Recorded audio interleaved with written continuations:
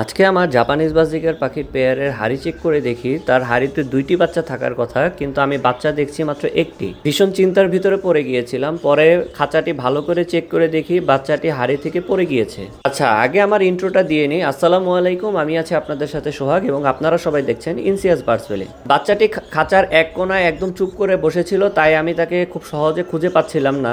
পরে ভালো করে খুঁজে লক্ষ্য করে দেখি যে বাচ্চাটি খাঁচার এক কোনায় চুপটি করে বসে আছে। তো যাই হোক, দেরি না করে বাচ্চাটিকে ধরে তার হাড়ির ভিতরে ঢুকিয়ে দিলাম। তার কারণ হচ্ছে বাচ্চাটি এখনো ছোট, তার ফেদার পরিপূর্ণভাবে উঠেনি। এ জাতীয় পাখির মায়ের পেটের নিচে থাকাটা সবচাইতে বেশি কমফোর্টেবল এবং এতে কোনো ঝুঁকি থাকে না। তাছাড়া এ জাতীয় বাচ্চারা নিজে খেতে পারবে না, তাই তার বাবা মা তাকে ফিড করিয়ে দেওয়াটা সর্বোত্তম। হঠাৎ করে খাঁচার নিচে পড়ে গেলে বাবা মা বাচ্চাদেরকে খাওয়াতে চায় না, তাই যদি পরিপূর্ণ ফেদার না ওঠা কোনো বাচ্চা খাঁচার নিচে পড়ে যায় তাহলে অবশ্যই সেই বাচ্চাটিকে হাড়িতে উঠিয়ে দিবেন। আমার এই জাপানিজ বাজিকার পাখির পেয়ার থেকে এবার বাচ্চা পেয়েছি মোট 2টি। দোয়া করবেন তাদের জন্য।